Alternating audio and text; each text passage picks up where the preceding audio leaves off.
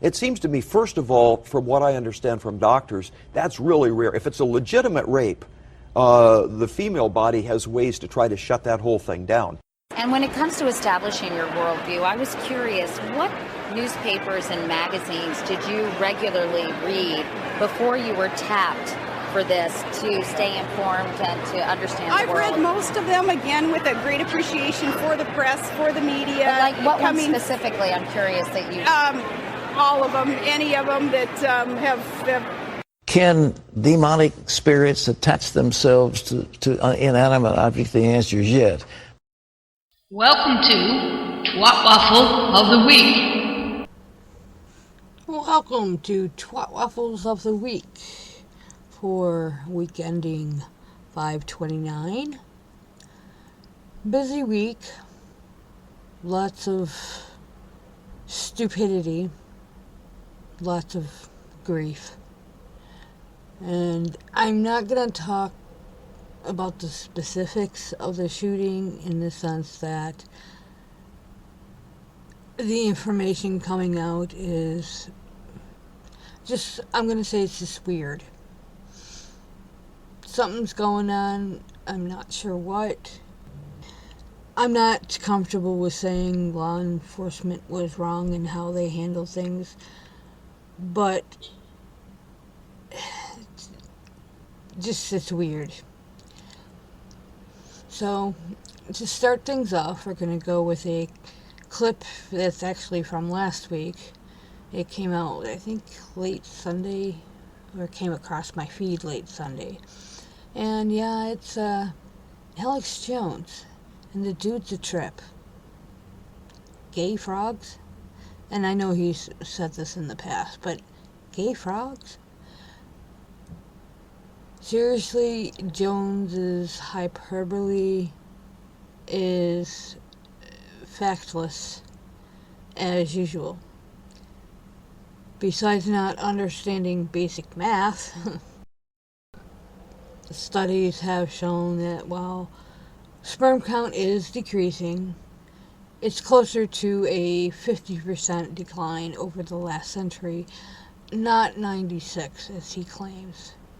There's actually less evidence about penis size. What I would like to know is, why is he observing his son and his grandfather's ding-dong? Fascinates me. Does this to humans as well. That's why genitals, I don't care if you're black or white, are a third the size they were of a 1960s male. So the media makes jokes about that a few months ago when I gave the example of, you know, if your daddy's Johnson was a foot long, yours is 6 inches long. And if yours was 6 inches, your son will be 3 inches. And the one with it won't even have a penis. So we make jokes about that all day long, but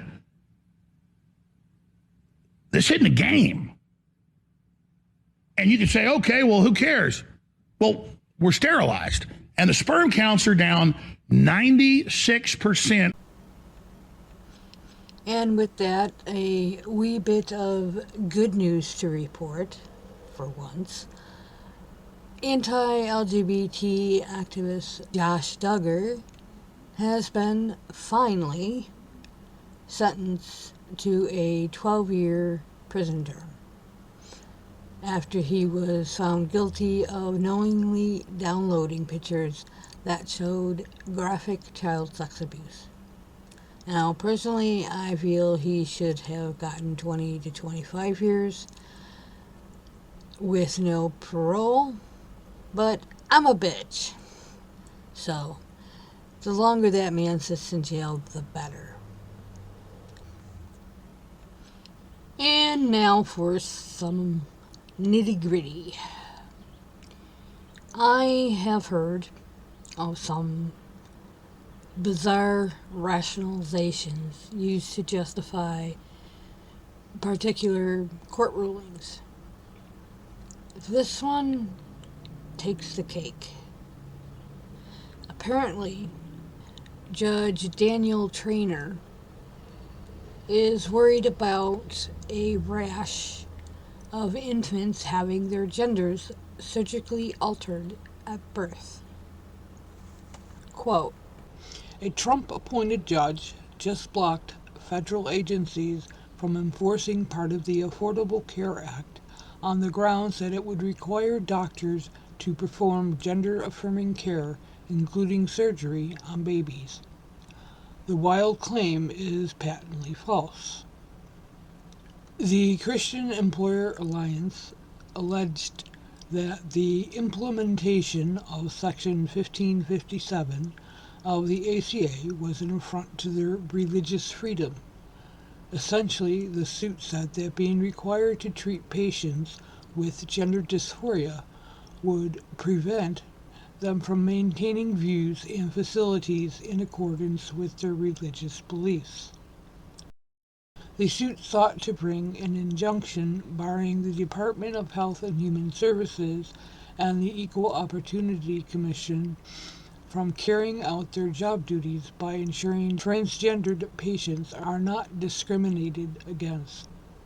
Judge Daniel Traynor, a Trump appointee, sided with the Christian Employers Alliance in saying that refusing care to transgendered people was an expression of the plaintiff's religious freedom.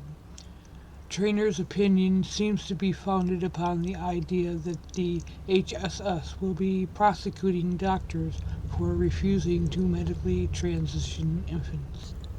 End quote.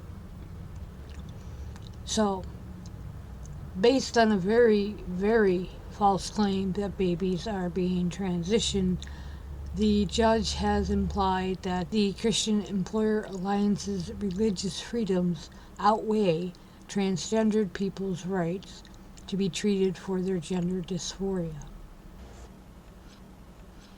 What is despicable about Gosar's actions? The shooter at the time of his tweet was already identified, but authorities had shared no evidence about the shooter's alleged gender identity.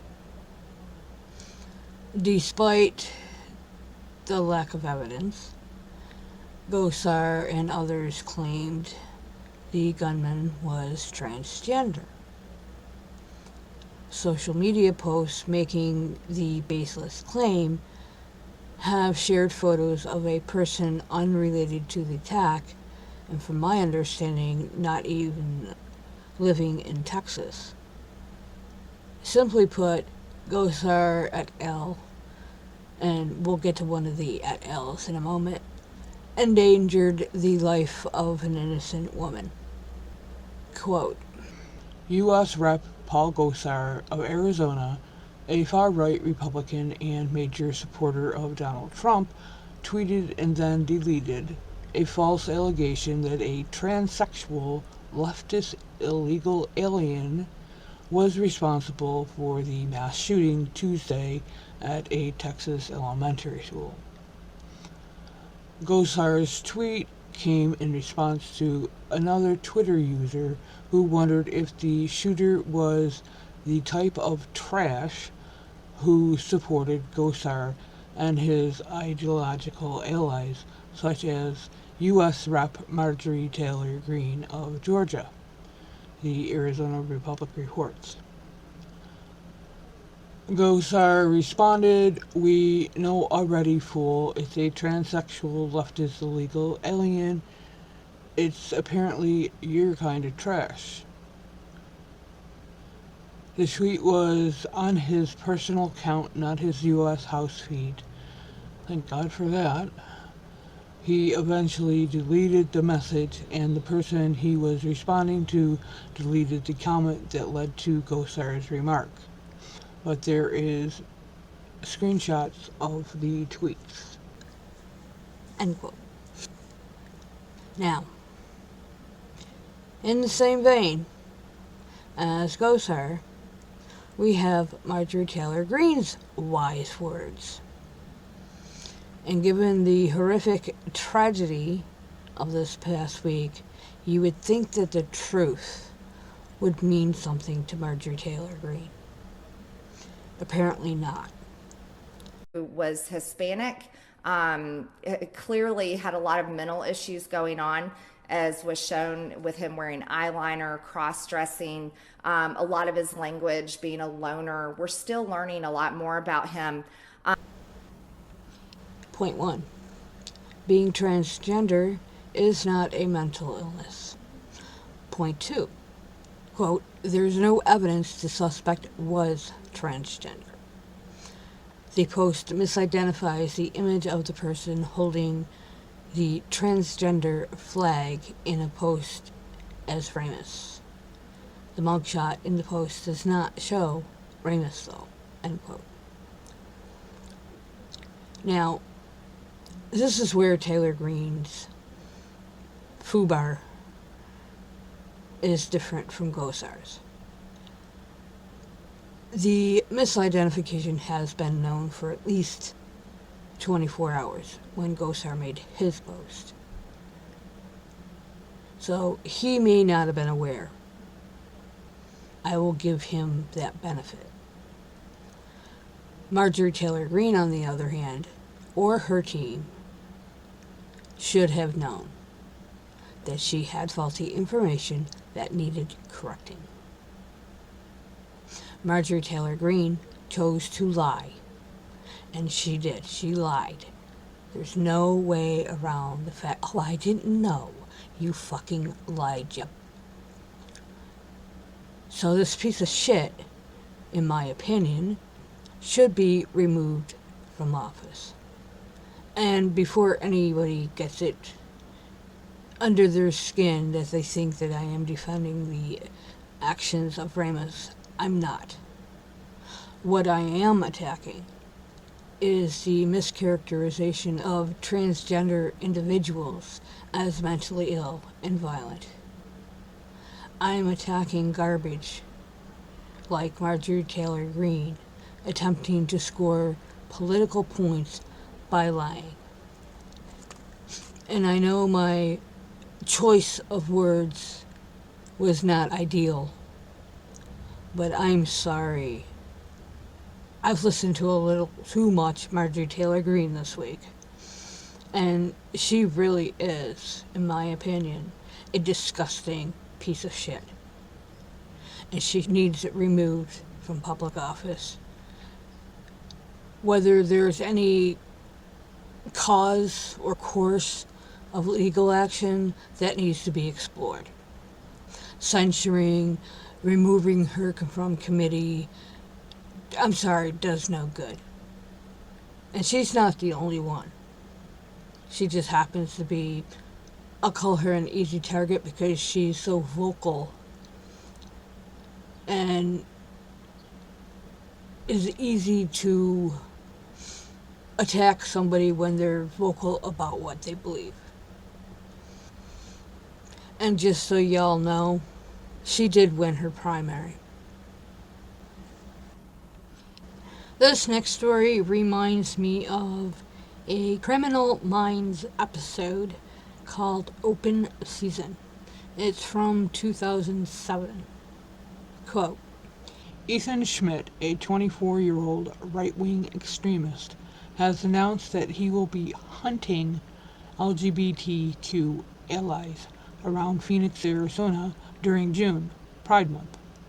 In a video recorded by Schmidt and reposted onto Twitter by the right-wing watchdog account Patriot Takes, Schmidt explained that during June he plans on exposing the satanic pride shrines for children and LGBTQ supporting employees at Target retail stores.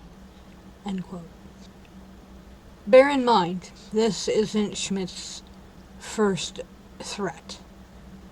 Schmidt is a known anti-masker, among other things, and authorities are well aware of his current threat and are investigating, as it is unclear if Schmidt can be charged with threatening or intimidating per Arizona law because of what he said in the video. So guys, this June, me and my boy Kyle, we're going to be exposing Target.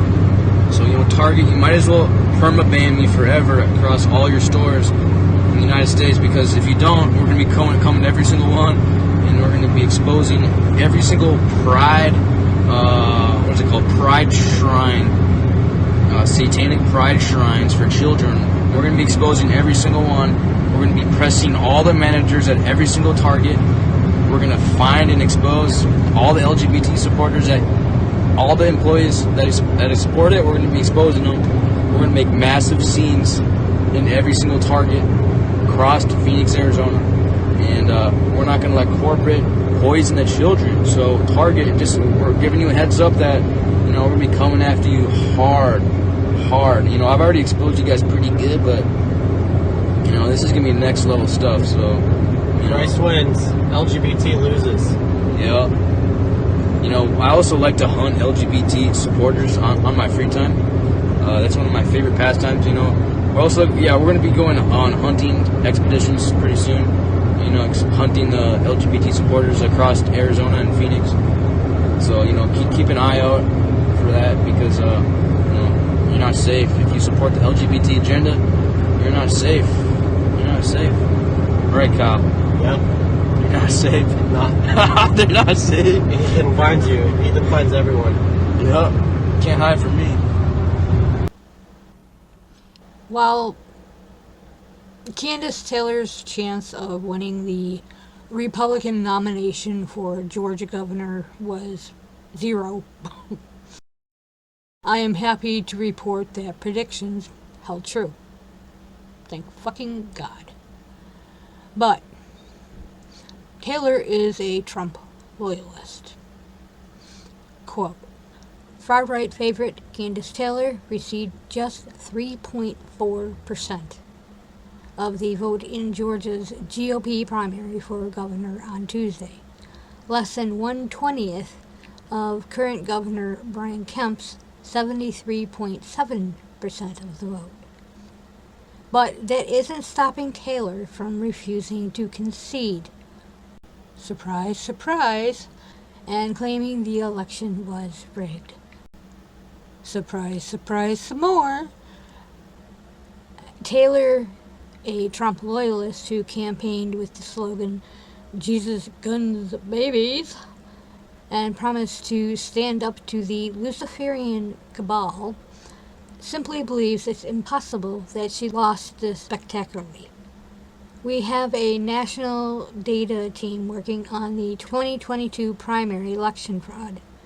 More will be forthcoming, Taylor's campaign spokesperson Christy Maud told the Daily Beast. Dr. Candice Taylor does not concede. Given that my vote total currently lags my number of volunteers by nearly 20,000, I do not trust these election results, and neither should any supporter of either of my opponents or candidates in any other races, Taylor further wrote in a press release. It's my opinion that our elections in Georgia have become a travesty spearheaded by the corrupt, organized, willful assault that Governor Brian Kemp, Secretary of State Brad Raffensperger, Attorney General Chris Carr, and gubernatorial candidate Stacey Abrams has inflicted on our election process. End quote. Regretfully, it doesn't sound like this is over. But hopefully it won't take 63 freaking cases to solve. 2 more updates and we will be finished for today's episode. This is an update on a story I covered in March. Quote, the hotel owner who banned Native Americans from her property in South Dakota 2 months ago was arrested today for assaulting protesters at a demonstration organized by NDN Collective.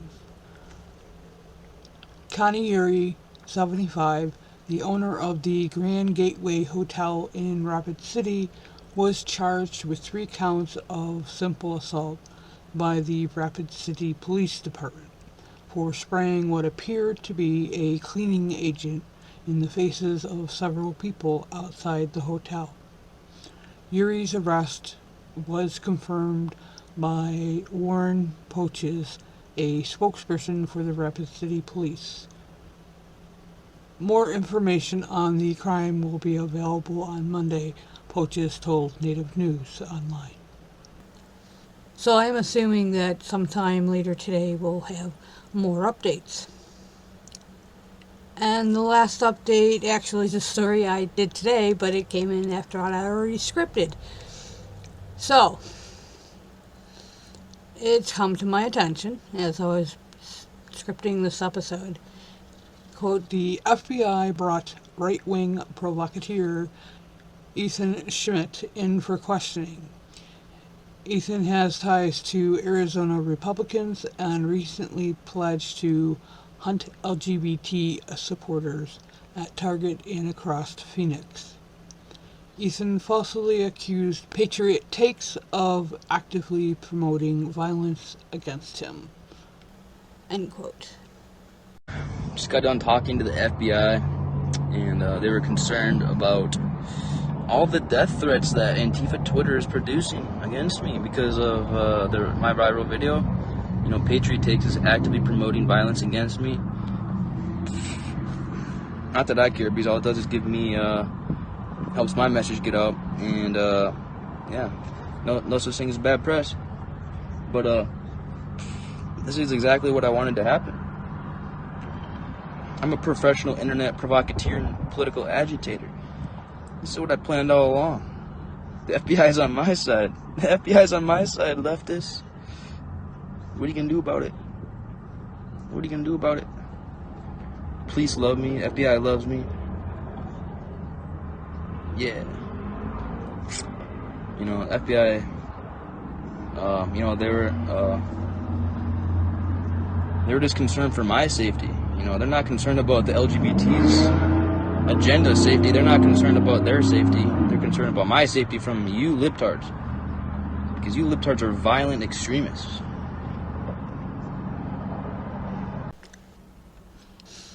And with that, I bring this episode to a close. I'm not sure yet if I will have a second episode. Depends on how many stories I discover that I may have missed. And regretfully, I'm out of YouTubers to share, so there won't be any today. With that, I bid you peace.